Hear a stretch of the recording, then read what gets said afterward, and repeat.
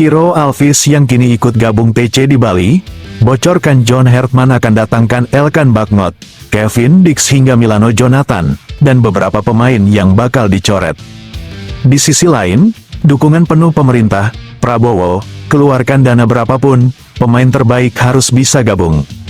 Hartman mulai seleksi gila, hanya 26 pemain bertahan, tim Gay Pants jadi sorotan.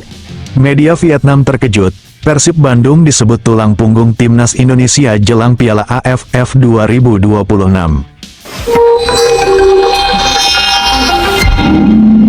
Ciro Alvis yang kini ikut gabung TC di Bali, bocorkan John Hartman akan datangkan Elkan Bagnot, Kevin Dix hingga Milano Jonathan, dan beberapa pemain yang bakal dicoret.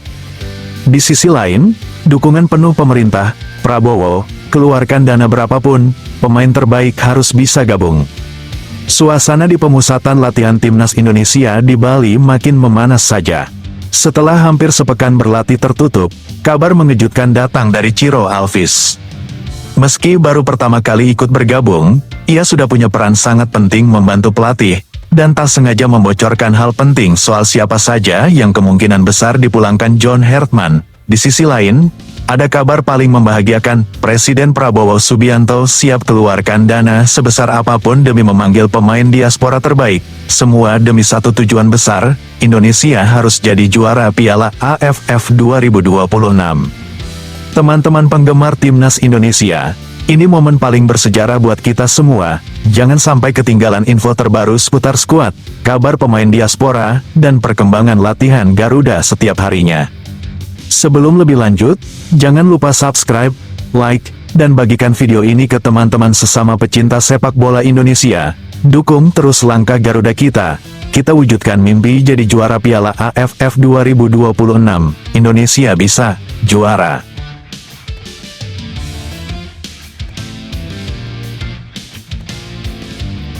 Nasib 50 pemain di ujung tanduk, Hartman mulai saring, yang fisik lemah langsung pulang.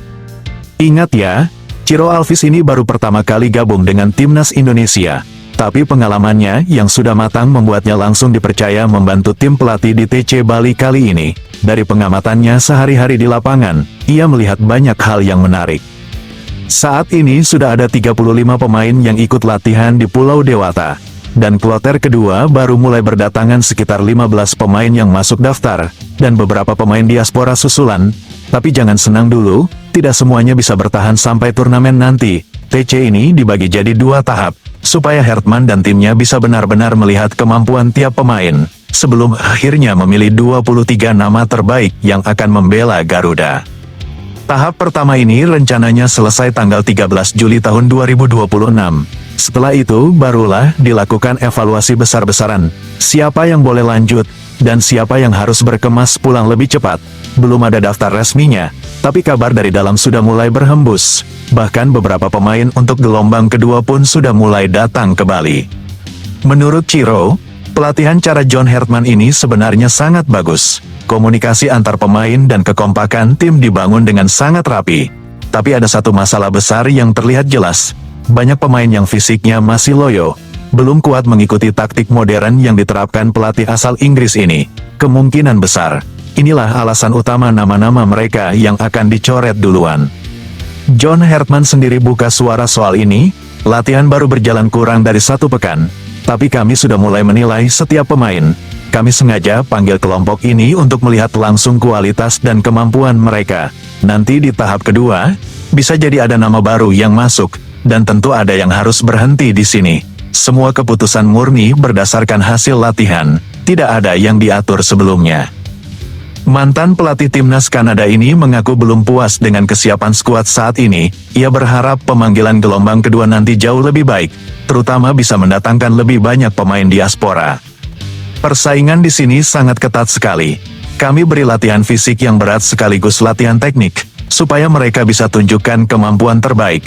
Kami juga ingin membangun suasana saling bersaing sehat, supaya semua pemain makin terpacu naik level, tambahnya.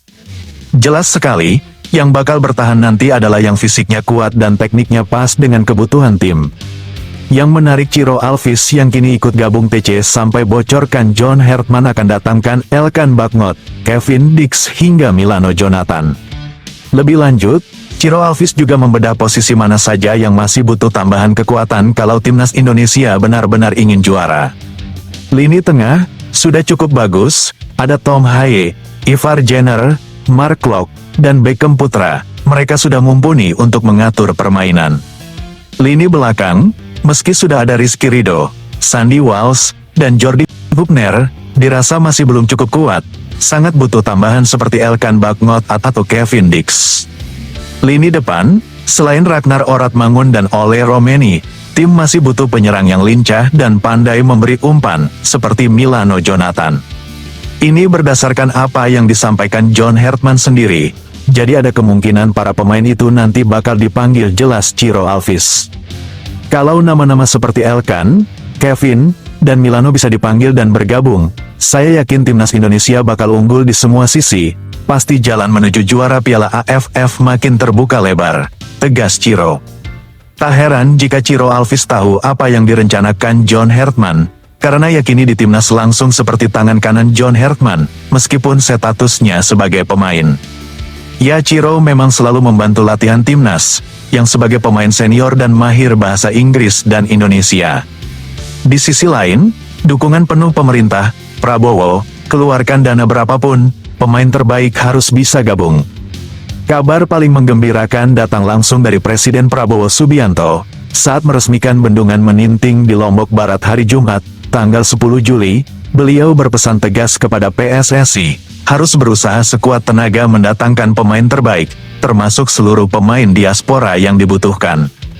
Kalau harus keluar dana besar untuk mendatangkan mereka, ya keluarkan saja, yang penting pemain yang kita butuhkan bisa bergabung. Kita butuh mereka supaya Indonesia bisa jadi juara, ujar Prabowo dengan tegas. Perlu diketahui, belakangan ini ada kendala. Banyak klub luar negeri yang enggan melepas pemainnya karena Piala AFF bukan turnamen resmi kalender FIFA. Tapi Prabowo yakin masalah ini pasti bisa diselesaikan dengan komunikasi yang baik. Kalau butuh biaya tambahan demi kelancaran prosesnya, pemerintah siap bantu. Beliau juga mengingat, sampai sekarang kita belum pernah sekalipun menjadi juara Piala AFF. Ini adalah kesempatan emas untuk mengubah sejarah. Timnas kita masih butuh perjuangan keras untuk bisa bersaing di level dunia. Bahkan untuk jadi juara Piala AFF saja belum pernah tercapai. Ini harus jadi perhatian kita bersama, ujarnya. Prabowo pun meminta Ketua Umum PSSI Erick Thohir untuk langsung berkoordinasi dengan Menteri Keuangan kalau butuh tambahan anggaran dari negara. Dana tidak boleh jadi penghalang. Saya harap persiapan kali ini dimaksimalkan sebaik-baiknya. Semoga tahun ini kita bisa angkat trofi Piala AFF untuk pertama kalinya. Tutup Prabowo penuh harap.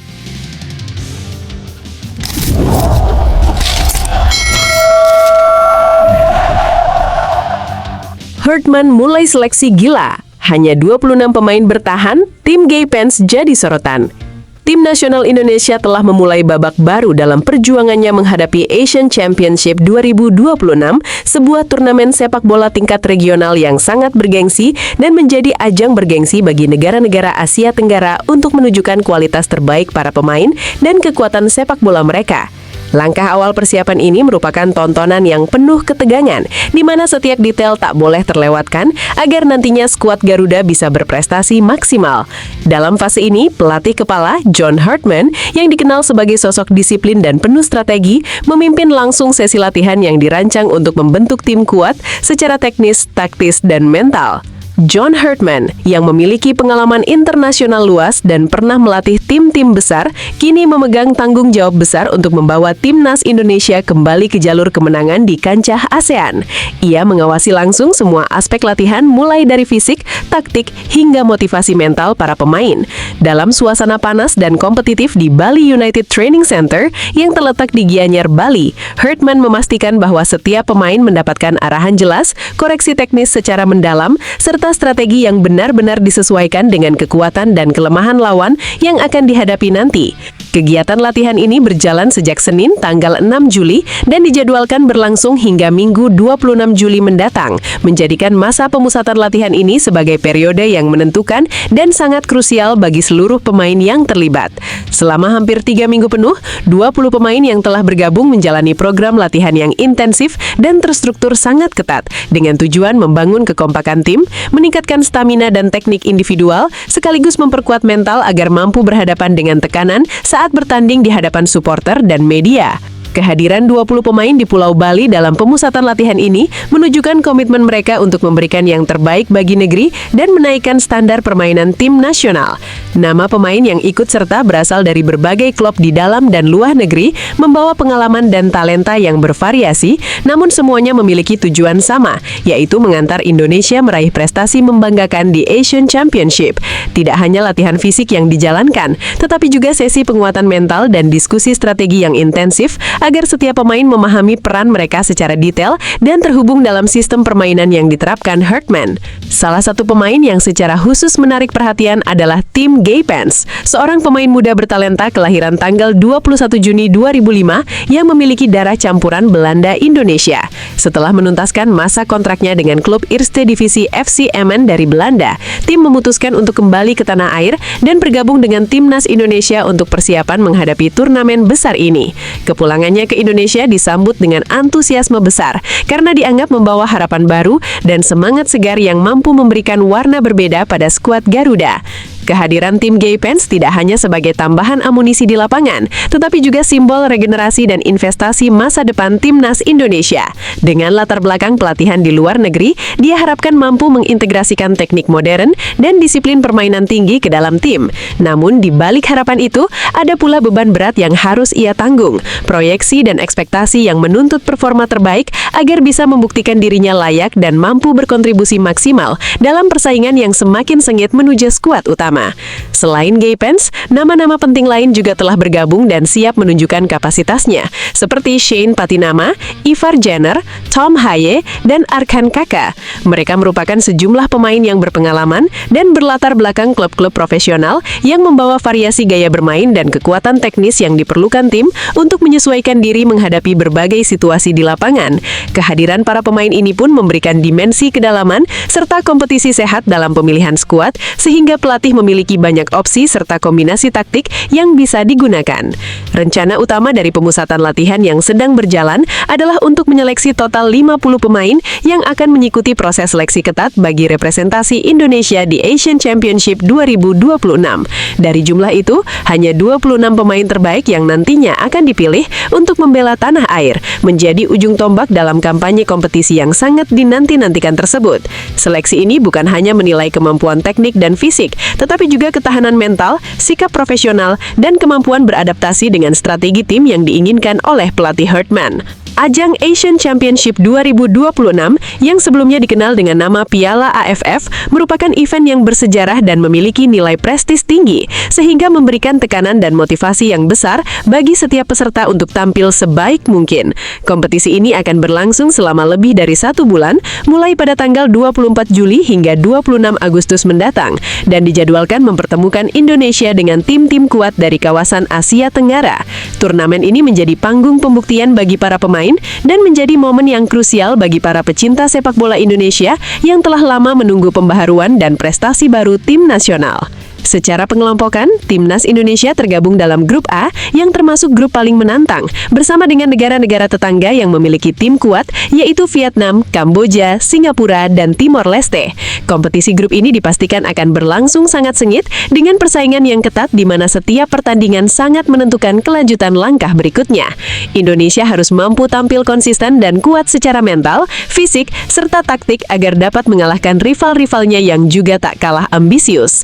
Komposisi pemain yang mengikuti pemusatan latihan kali ini mencakup berbagai posisi penting dalam tim. Di bawah Mister Gawang terdapat 2 penjaga gawang handal, yaitu Nadeo Argawinata yang berasal dari klub Borneo FC dan Cahya Supriyadi yang membela PSIM Yogyakarta. Keduanya bukan sekedar penjaga gawang biasa, mereka membawa pengalaman dan kualitas untuk menjaga gawang dari ancaman gol yang bisa menjadi penentu hasil akhir pertandingan. Penampilan mereka akan sangat krusial karena peran kiper menjadi garda utama pertahanan yang yang sangat berpengaruh terhadap moral dan kepercayaan diri rekan setim. Lini belakang dilengkapi oleh 4 bek tengah yang ahli, terdiri dari Jordi Amat dan Rizky Ridho, yang keduanya memperkuat Persija Jakarta, serta Brian Fatari dan Wahyu Prasetyo dari klub Dewa United Banten. Mereka dituntut untuk berperan sebagai benteng terakhir yang kokoh dan konsisten dalam menghentikan serangan lawan, serta mampu bekerja sama dalam koordinasi pertahanan yang rapat untuk meminimalkan peluang lawan menciptakan gol. Kualitas komunikasi dan pemahaman posisi menjadi kunci penting yang harus selalu terjaga. Posisi bek sayap diisi oleh figur-figur tangguh dengan kapasitas tinggi seperti Shane Patinama dan Doni Tri Pamungkas dari Persija Jakarta, serta tim Gaypens yang baru saja kembali dari Eropa. Para pemain ini diharapkan mampu memberikan keseimbangan di sisi sayap, baik dalam bertahan maupun menyerang. Pergerakan cepat mereka ditambah dengan kemampuan mengirimkan umpan silang yang akurat sangat dibutuhkan agar serangan tim dapat berkembang secara dinamis dan mengancam pertahanan lawan. Kecepatan, kelincahan, dan kemampuan dribbling yang mengesankan menjadi senjata utama mereka di setiap pertandingan. Terakhir, lini depan sebagai ujung tombak serangan dipimpin oleh striker-striker yang memiliki naluri mencetak gol tinggi, yaitu Mauro Zylstra dari Persija Jakarta, Jens Raven yang membela Bali United, dan Arkan Kaka dari Persis Solo. Ketiga pemain ini memiliki tanggung jawab besar untuk mencetak gol sebanyak mungkin dan menjadi harapan utama dalam menghasilkan poin di setiap pertandingan. Ketajaman insting dan penyelesaian akhir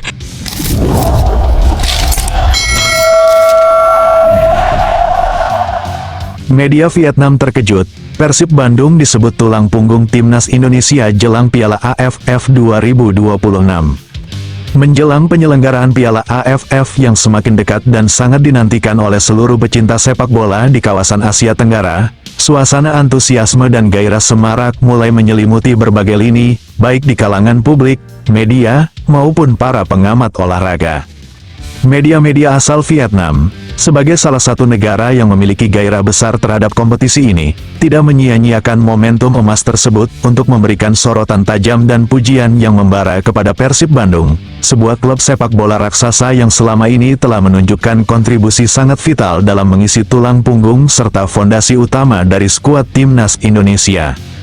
Dalam berbagai analisis dan liputan mereka, media Vietnam secara konsisten menegaskan bahwa Persib Bandung bukan sekadar klub biasa yang beroperasi secara internal dalam kancah kompetisi domestik, melainkan telah menjelma menjadi pemasok utama sekaligus tulang rusuk kokoh dari kekuatan inti yang selama ini sangat diandalkan oleh tim Garuda untuk menghadapi kompetisi regional yang amat bergengsi seperti Piala AFF tersebut.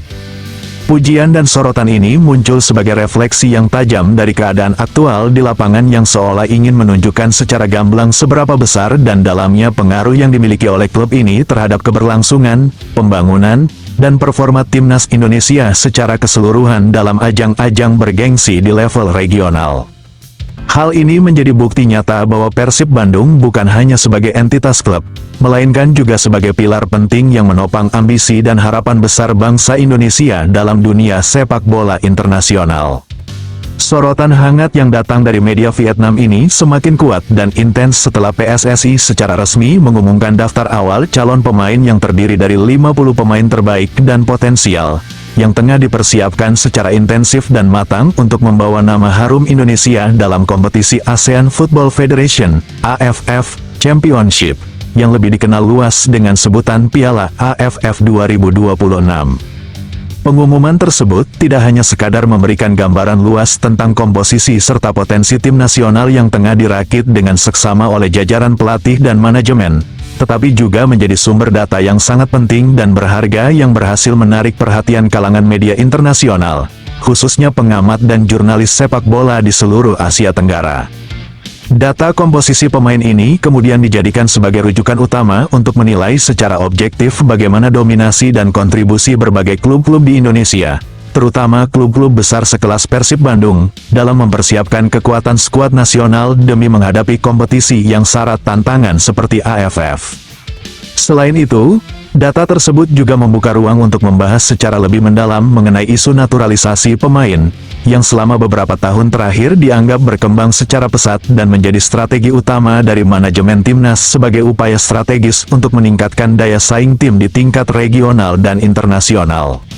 Walaupun daftar final pemain yang akhirnya akan berlaga dalam turnamen bergengsi ini masih belum diumumkan secara resmi dan masih dirahasiakan dengan baik oleh pihak PSSI sampai waktu yang telah ditentukan tiba, media Tetao 247 yang bermarkas di kota Hanoi, Vietnam, dengan tegas dan gamblang menyatakan bahwa Persib Bandung merupakan klub sepak bola di Indonesia yang paling banyak menyumbangkan pemain-pemain hasil naturalisasi ke dalam skuad timnas Indonesia. Pernyataan atau klaim ini bukanlah sebuah anggapan yang dibuat secara sembarangan tanpa dasar, melainkan hasil kajian mendalam dan analisis data yang cukup komprehensif terhadap seluruh informasi dan statistik yang tersedia tentang para pemain naturalisasi yang tengah berkompetisi di Liga 1 Indonesia. Lebih jauh lagi, media tersebut memadatkan penelitiannya dengan menilai bagaimana keterlibatan para pemain naturalisasi ini dalam skuad timnas Indonesia memberikan keunggulan kompetitif tersendiri yang sangat krusial bagi pelatih kepala timnas saat ini, John Hertman. Kontribusi besar dari para pemain naturalisasi tersebut membuka babak baru dalam sejarah perjalanan sepak bola nasional, sekaligus menjadi titik refleksi penting mengenai masa depan panjang tim Garuda yang tidak hanya mengandalkan kekuatan asal lokal, tetapi juga adaptasi dan integrasi pemain dengan berbagai latar belakang budaya dan pengalaman internasional. Dalam rangkaian analisis detail yang mereka sajikan, Tetao 247 mengemukakan fakta menarik bahwa dengan adanya 12 pemain hasil naturalisasi yang sedang berkiprah aktif di Liga Nasional Indonesia, terdapat peluang luar biasa dan sangat strategis bagi pelatih kepala timnas Indonesia, John Hertman, untuk memiliki lebih banyak opsi serta varian dalam meramu formasi tim yang paling ideal dan optimal. Dengan keberagaman kemampuan serta latar belakang pemain ini, Hertman seolah-olah memperoleh amunisi yang sangat lengkap, yang dapat dikelola dengan baik untuk menyusun sebuah tim yang memiliki performa solid, kohesi tinggi, dan kesiapan matang untuk menghadapi segala tantangan berat yang mungkin muncul di panggung Piala AFF. Evaluasi mendalam tersebut menegaskan bahwa keberadaan para pemain naturalisasi sesungguhnya tidak hanya menjadi pelengkap, melainkan telah menjadi senjata strategis ampuh yang mampu mengisi hampir seluruh 11 posisi dalam skuad inti timnas. Hal ini sekaligus menambah dimensi kekuatan yang sangat signifikan dan kapasitas kompetitif yang kuat bagi tim Garuda, baik dari segi teknik permainan, strategi bertahan menyerang, maupun ketahanan fisik di lapangan hijau. Lebih dari sekadar memberikan gambaran umum, media yang berbasis di Hanoi ini juga tidak berhenti sampai di penyampaian analisis saja, melainkan turut menyoroti secara khusus sejumlah nama pemain yang saat ini tengah memperkuat Persib Bandung. Mereka mencantumkan nama-nama seperti Sandy Walsh, seorang bek tangguh yang memiliki kecepatan luar biasa dan kemampuan bertahan yang sangat handal dan konsisten dalam berbagai laganya. Kemudian Tom Haye yang dikenal publik dan pakar sepak bola sebagai gelandang yang piawai dalam mengatur lini tengah dan memiliki skill distribusi bola yang akurat serta visi permainan yang matang. Tidak ketinggalan Eliano Reijenders, yang diakui memiliki teknik permainan menjanjikan serta kemampuan membaca permainan lawan dengan visi permainan yang sangat luas.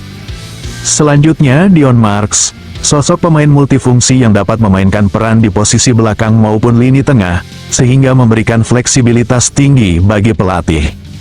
Terakhir, profil Ragnar Oratmangun yang baru saja bergabung di awal musim kompetisi 2026/2027 juga mendapatkan perhatian khusus karena memberikan suntikan energi dan dinamika baru yang sangat signifikan bagi lini pertahanan Persib.